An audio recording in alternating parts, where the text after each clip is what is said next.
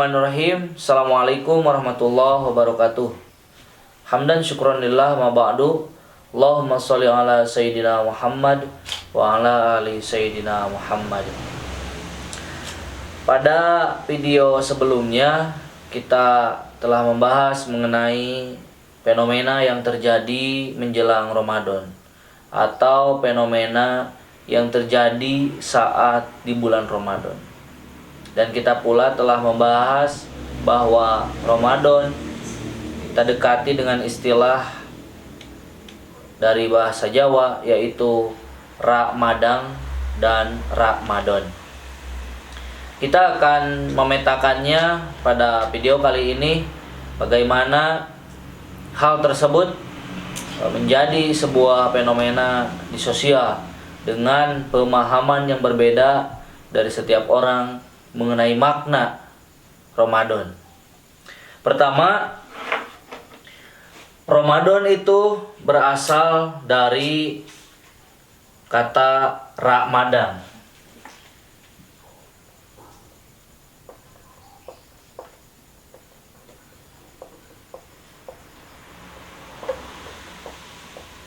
Ra itu artinya tidak, dan madang itu artinya makan. Berarti tidak makan. Bulan Ramadan itu tidak makan kalau siang hari, seperti itu. Dan yang kedua adalah Ramadan,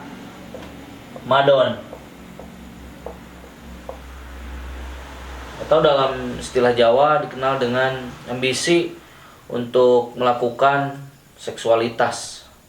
Saya artikan kegiatan seksualitas ini tidak sebatas hanya pada hubungan suami istri, tetapi keinginan manusia untuk mendapatkan hal yang nikmat, seperti itu. Nah, baik itu yang berhubungan dengan madang atau makan, ataupun yang berhubungan dengan madon, itu merupakan dorongan dari fitrah manusia. Kita ketahui bahwa makan adalah kebutuhan biologis manusia, dan mendapatkan hal-hal yang nikmat pun merupakan hal yang wajar bagi manusia. Setiap orang ingin mendapatkan hal yang manfaat untuk dirinya dan mendapatkan hal yang nikmat untuk dirinya.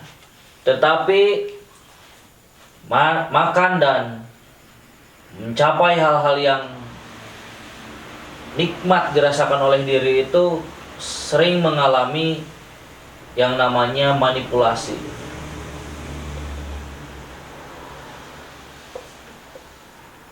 Saya ambil contoh. Awalnya orang berpikir bahwa besok makan apa ya. Tetapi setelah dimanipulasi, orang tidak hanya berpikir bahwa besok makan apa ya, atau pertanyaan yang lebih awal, orang berkata bahwa besok makan atau tidak ya. Seperti itu. Kesini orang meningkatkan pertanyaan itu dengan besok makan di mana, atau besok makan bersama siapa. Atau ketika orang bertanya besok makan apapun, keapaan tersebut orang dimanipulasi dengan sebuah rayuan-rayuan, misalkan dari iklan salah satu produk makanan. Ketika makan, hal identik dengan ayam. Ayamnya yang berkualitas itu adalah katakanlah KFC, seperti itu. Itu bukan lagi merupakan dorongan fitrah, tetapi telah melakukan manipulasi. Atau ketika ditanya misalkan tentang minuman, ketika kita haus harus minum apa? Orang berkata ya minum air. Tetapi setelah dimanipulasi, kegiatan tersebut bukan hanya sebatas minum air, tetapi minum Pocari Sweat misalkan, agar lebih segar. Dan diidentikan bahwa Pocari Sweat atau minum-minum sejenisnya merupakan hal yang bisa menyegarkan lebih daripada air biasa. Itu contoh berhubungan dengan makanan dan minuman yang dimanipulasi. Selanjutnya berhubungan dengan ambisi seseorang untuk mendapatkan hal yang nikmat.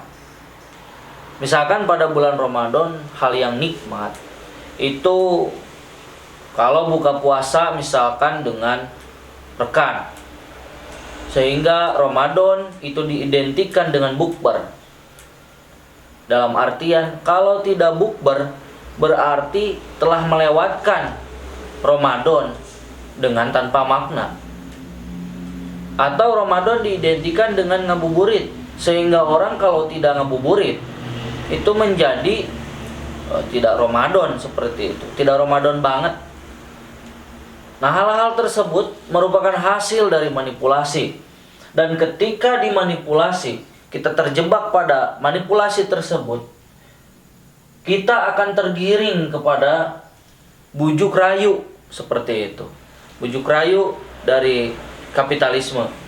Sehingga kecenderungan di bulan Ramadan ini kita lebih fokus bukan kepada kegiatan ibadah, tetapi lebih sibuk dengan urusan makanan dan akan lebih sibuk dengan urusan-urusan lain seperti ambisi untuk mendapatkan hal-hal nikmat.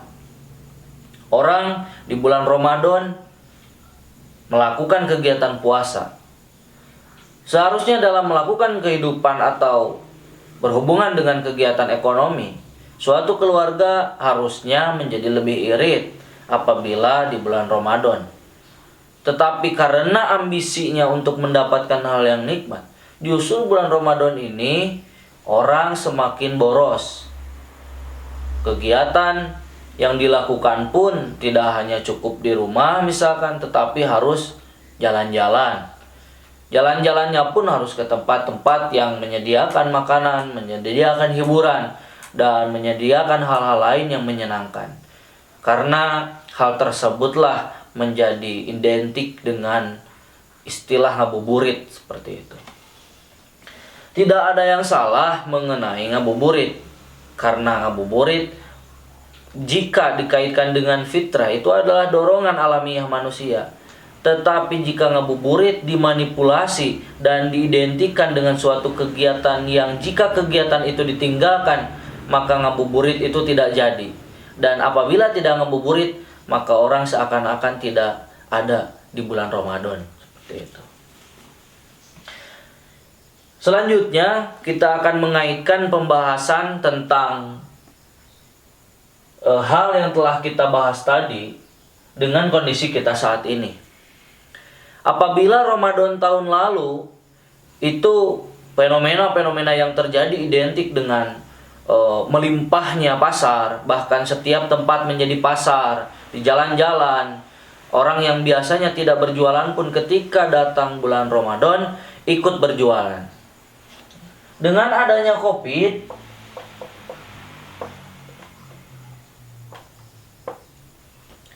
apakah bulan Ramadan ini akan sama dengan Ramadan sebelumnya? Yang identik dengan hal-hal yang telah saya sebutkan. Atau ada hal yang berbeda dengan Covid ini? Jika Covid ini dikatakan hal yang menakutkan, hal yang mengancam, dan hal yang merugikan,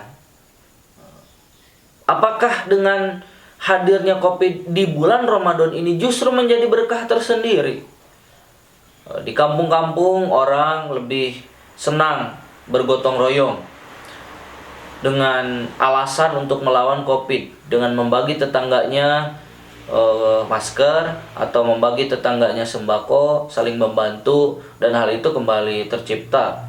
Padahal gotong royong merupakan hal yang identik dengan kita sebenarnya. Tetapi dengan adanya Covid, gotong royong semakin meningkat. Bukankah hal itu adalah hal yang baik? Atau dengan adanya Covid, jika orang lain istilahkan dengan virus, justru Covid merupakan antivirus. Antivirus hedonis misalkan, orang yang biasanya belanja keluar kota tidak senang dengan merek-merek yang ada di daerah, sehingga mencari merek-merek yang ada di luar daerah. Dengan adanya Covid, hal itu terbatas, hal itu dibatasi.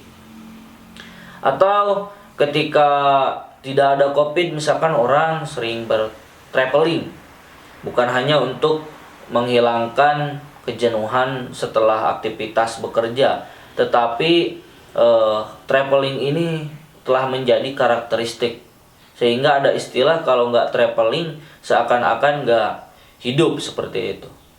Nah, hal-hal inilah yang kita harus bedakan antara mana yang bersifat alamiah, mana yang bersifat manipulatif. Sehingga dengan adanya COVID ini, kita lihat hal-hal yang tidak hanya buruk, tetapi kita lihat kebaikan dari adanya COVID ini yang menjadi antivirus dari kegiatan yang bersifat hedonis seperti itu, ataupun bersifat hal-hal yang mendukung dengan kapitalis. Akan tetapi dengan adanya COVID tersebut tidak menjadikan produktivitas kita sebagai manusia menjadi menurun. Dengan berdiam diri misalkan, rebahan, kegiatan sehari-hari hanya diisi dengan menonton film misalkan, ataukah bermain game, tetapi hal tersebut bisa dijadikan oleh kita untuk mengasah dari skill kita. Dengan adanya COVID justru kita memiliki waktu luang yang sangat panjang untuk meningkatkan kualitas hidup kita. Bisa diisi dengan hal-hal yang baik atau hal-hal yang bermanfaat lainnya. Sehingga Ramadan ini benar-benar menjadi berkah. Setelah selesai bulan Ramadan, kita menghadapi Idul Fitri, justru kita akan mendapatkan kehidupan yang baru, dengan kebiasaan yang baru, dengan berkah-berkah tersendiri, seperti itu. Cukup sekian dari saya. Semoga pembahasan kita kali ini ada manfaatnya. Yakin usaha sampai. Assalamualaikum warahmatullahi wabarakatuh.